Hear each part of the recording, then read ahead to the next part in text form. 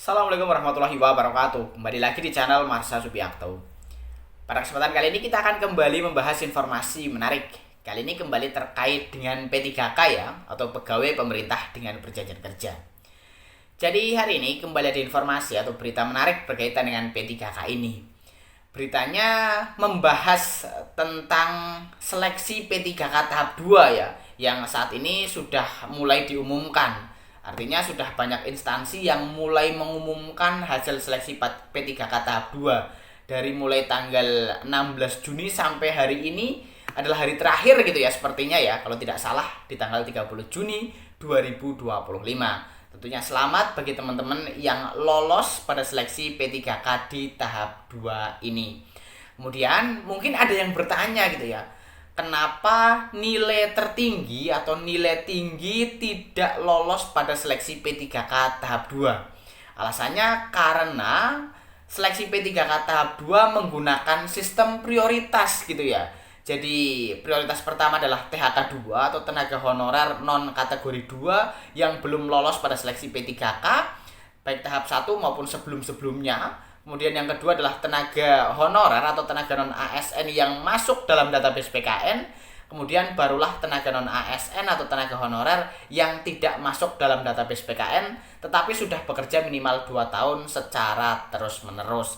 Sehingga kalau prioritasnya itu bukan di prioritas pertama, tentunya nilai tinggi tidak akan lolos sebagai P3K kalau formasinya sudah terpenuhi semuanya oleh prioritas 1 maupun prioritas 2. Sehingga tergantung berapa jumlah formasi yang dibuka dan tergantung apakah peserta seleksinya ada pelamar prioritasnya atau tidak. Sehingga itulah alasan kenapa nilai tinggi tidak lolos pada seleksi P3K di tahap 2 ini. Tetapi tetap harus bersyukur gitu ya, karena teman-teman masih punya kesempatan untuk diangkat menjadi P3K paruh waktu, terutama bagi teman-teman honorer database PKN. Karena saat ini aturannya masih hanya mengakomodir honorer database PKN, yaitu pada keputusan Menteri Pan-RB nomor 16 tahun 2025. Semoga besok atau secepatnya gitu ya, segera ada aturan untuk mengakomodir para honorer non database PKN yang telah mengikuti seleksi CASN formasi tahun 2024 baik CPNS maupun P3K. Dan untuk lebih jelasnya berkaitan dengan hal ini, kali ini kita akan coba lihat beritanya ya. Langsung saja, bagi yang penasaran, simak terus. Oke, bismillahirrahmanirrahim. Langsung saja kita mulai. Jadi inilah berita atau informasi terkait dengan nilai tertinggi gitu ya pada seleksi P3K tahap 2 tetapi tidak lolos atau tidak terakomodir diangkat sebagai P3K, hanya mungkin nantinya akan diangkat menjadi P3K paruh waktu. Hal ini mungkin banyak terjadi ya, dan saya yakin teman-teman sudah banyak yang tahu apa penyebabnya. Kali ini kita akan coba bacakan lagi beritanya ya. Diberitakan oleh radarkediri.jawapos.com, judulnya P3K tahap 2 diumumkan nilai tertinggi tapi hanya jadi P3K paruh waktu. Ini penjelasan yang bikin banyak honorer kaget. Kita coba bacakan ya. Proses seleksi pegawai pemerintah dengan perjanjian kerja atau P3K tahap 2 masih terus berlangsung. Tahapan ini menyasar tenaga honorer di berbagai instansi pemerintah.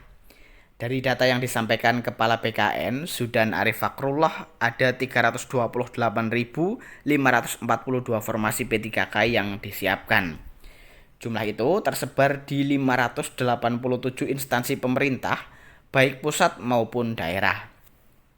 Bagi peserta yang berhasil mendapatkan formasi tersebut, maka otomatis akan langsung diangkat sebagai P3K penuh waktu. Artinya, mereka akan berstatus sebagai ASN secara penuh dengan hak dan kewajiban sesuai Undang-Undang ASN. Namun, belakangan muncul pertanyaan dari sejumlah peserta. Banyak yang merasa sudah meraih nilai seleksi sangat tinggi, tapi justru hanya mendapat penempatan sebagai P3K paruh waktu. Ternyata, hal ini tidak semata-mata karena nilai. Penempatan P3K juga dipengaruhi oleh ketersediaan formasi dan skema prioritas yang sudah ditetapkan oleh PKN. Kondisinya, jumlah pelamar jauh lebih banyak dibanding formasi yang disediakan. Maka pemerintah menerapkan aturan prioritas sebagai berikut. 1. Prioritas pertama, X tenaga honorer kategori 2 atau THK 2 yang masih aktif. 2. Prioritas kedua, tenaga non-ASN aktif yang sudah tercatat di database PKN. 3. Prioritas ketiga dan keempat, pelamar dari unit kerja lain dengan jabatan dan kualifikasi sama yang kemudian dipilih berdasarkan urutan nilai tertinggi. Ini artinya yang tidak masuk dalam database PKN ya.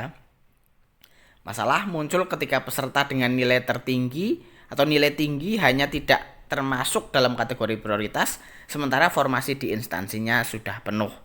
Dalam kasus seperti ini, peserta akan dialihkan ke skema P3K paruh waktu. Kemudian, meski tetap berstatus ASN, P3K paruh waktu, kita hapus dulu iklannya ya.